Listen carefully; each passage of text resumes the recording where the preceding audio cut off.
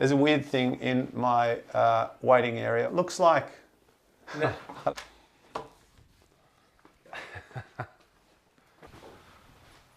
I really have not seen this, but I think I know. Wow, how much did you pay for that? $30. Is it plugged in? I don't know, is that on? It's not on. Let's have it on. Oh yeah, Tommy. Ha. Oh, giddy up.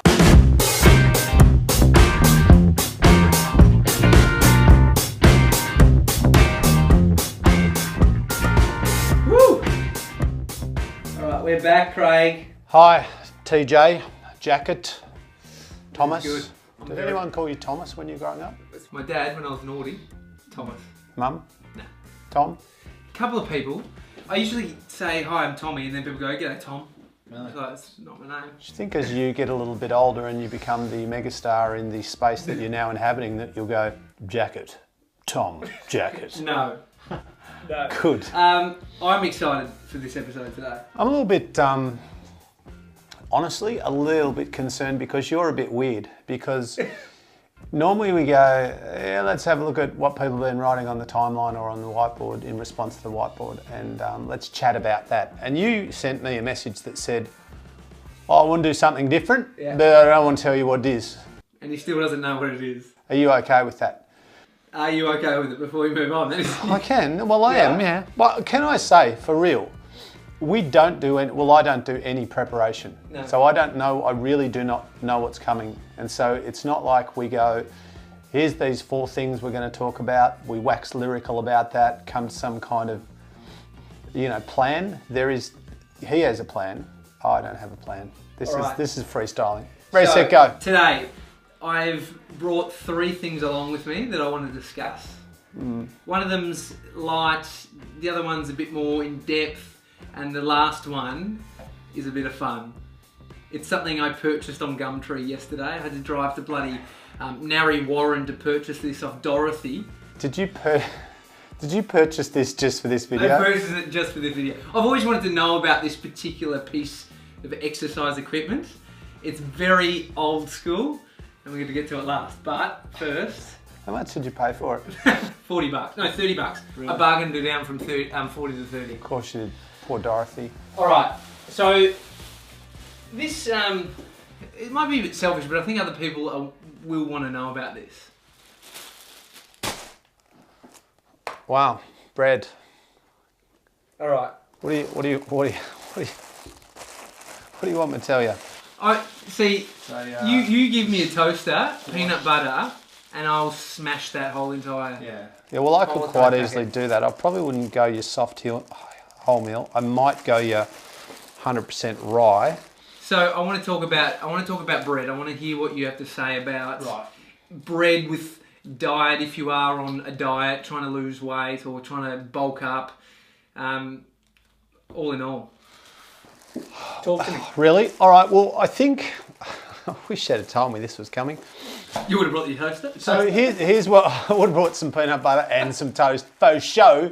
Well, here's what we know is that the landscape around food has changed a lot in the last 5-10 years. And everybody runs around with their undies on their head about carbs. And the thing is that something like this is a really processed product. That's the first thing. Second thing is the nutritional value in something like this is reasonably minimal. And because it's so processed and so refined, it breaks down quickly from what you see there, a piece of bread. It converts quite quickly to blood sugar. That converts quickly to blood sugar, which means that there's an insulin spike, because when our blood sugar goes up, our pancreas produces insulin, which regulates insulin down. Regulates blood sugar down. And all of that's cool because that's what the body's meant to do. But the problem with that is that when we have a lot of blood sugar spikes or a lot of processed carby stuff, we change our endocrine system's function in that we start to produce more and more insulin because we're having more and more blood sugar spikes. It's very serious, isn't it? But what it does also, insulin is a fat storage hormone. So it helps us, for want of a more technical explanation, helps us get fat. Okay. So, which is why you know, if we have a look at when low-fat eating came into vogue in America, England, Canada, New Zealand, Australia, it was in the very early 70s and then kind of exploded through the 80s and 90s. But also if you have a look at the correlation between obesity and that kind of eating, it pretty much paralleled and it skyrocketed. So what we know is that it's very possible to have a low-fat diet and a high-fat body because of the hormonal response to this kind of eating. It's not that a piece of bread per se makes you fat because you go, oh, well, there's no fat and there's not that many calories, but it's more about the kind of hormonal response that it creates because, you know, metabolic function is, and that's, you know, like the way that our body works and how we use fuel and how we store fat or burn fat or use or store different things in our body, carbohydrate and so on. It's largely about our endocrine system. It's largely about hormones. So it's very oversimplified to go, that's got this much fat, sugar, protein, whatever, therefore this will be the outcome. And while I'm talking a lot, I'll finish on this. Also remember that because of genetic variability, different people respond different ways. Yeah. So you might have that much salt and you're fine. I have the same amount of salt and my blood pressure goes mental because I'm predisposed to that. Or you might have a higher carbohydrate diet and you're lean because you're very ectomorphic or mesomorphic. You have that and you're okay. I eat a similar diet and I gain lots of weight. So the takeaway I want to know is, how do you work out if bread doesn't work for you? Well, bread in general is not great. That's my opinion. And I'll say, so before anyone jumps up and down, I'm not saying don't eat bread. Don't send me hate mail. I'm just saying that it's not the most awesome food. If you want to have bread, have a very heavy grain bread. So here's the basic test. Yeah. If it weighs not much, it's shit. Right?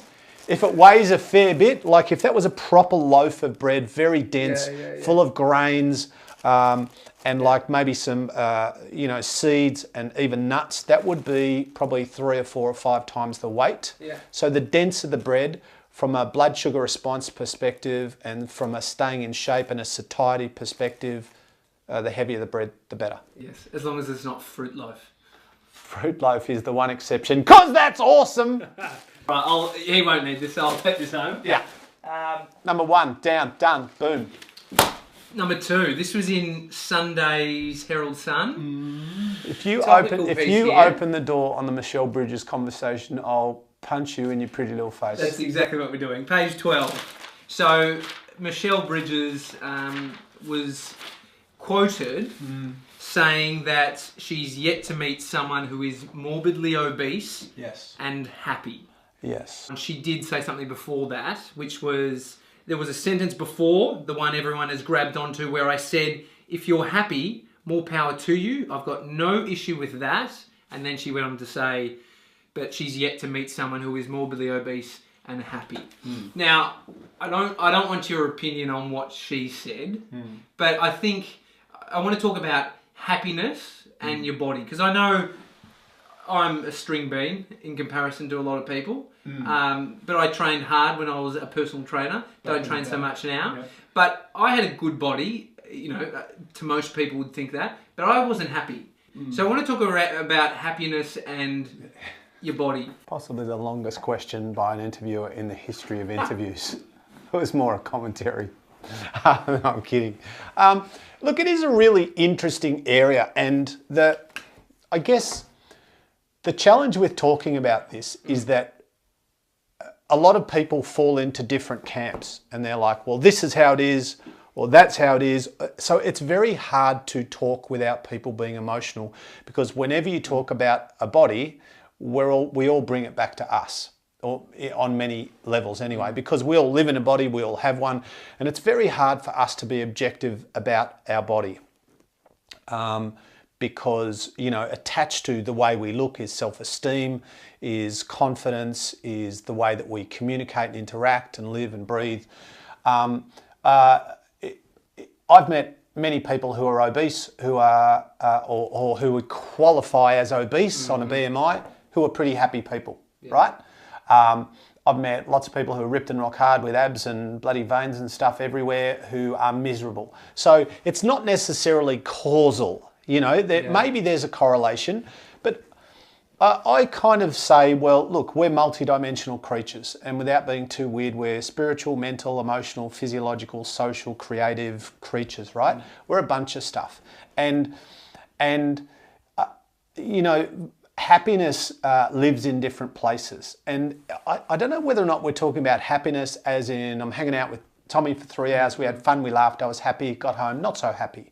Or we're talking about that innate, deeper sense of contentment, which isn't necessarily happiness, but there's a calm, there's a contentment. And for me, I think that's the desired state, the absence of anxiety. Yeah. Right? So what about, you know, like for someone who is overweight or for someone like myself, always wanting to change something about my body? Yeah. Do you think that's about me wanting to be happy, or? I think you make a good point. And I think a lot of people think, well, I look like this, when I look like that, I'll be happy. And maybe that'll be the case, or maybe it won't, right? But as I've said many times, we're not a body. We're an amazing, you know, human being living in a body. And of course, for many people, there is a relationship between how they feel, how they function, how they look, of course, including me. So if you took Craig Harper at 86 kilos, who's in reasonably good shape, with all of the things in my life lined up the way they are, or you got another version of me with everything identical, but I was 40 kilos heavier, I probably wouldn't be as happy, only because it's hard to get around with 40 extra kilos. It's hard to do life. My back hurts, my neck hurts. It's hard to get in and out of chairs and cars and move. My heart rate's high, my blood pressure's higher. So from that point of view, and that's just a very practical thing, but I think we get into dangerous territory when we say, well, their body is this way, therefore they must be that. I don't believe that. I don't believe that. And I think what's really important when we have a conversation around this stuff is to try not to get on a high horse. Try not to be too evangelical. Be open-minded. There's so much hate around this, where everybody wants to win or make a point or put someone else down. Whereas I think if we're coming, and this sounds weird, but it is after all these years of doing all this stuff, if we're coming from a place of love, where we genuinely care for people and we genuinely want to help them. There are people that I know that I could, on a practical level with my science background, my knowledge, my experience, I could help them change their body, maybe. But I also know that they don't want my help. And I also know they're not ready to hear. And I also know if I shared a certain message, it might hurt them, not help them. So I just don't go there. So I'm just going to love them. And if one day they come to me and go, I'd really like your help to change, I'm in. All right. The end. That was the deepest one we're going today. This one's going to be fun. Now, when we came down those stairs before... There's a weird thing in my waiting area, or my kind of, we call that the green room for the studio. So when people are coming to do podcasts and stuff with me, we make them sit out there. And it looks like... No. I don't know what Don't even guess. All right. I don't know if what am I doing? Am I just following you out? You're just going to follow me out. All right.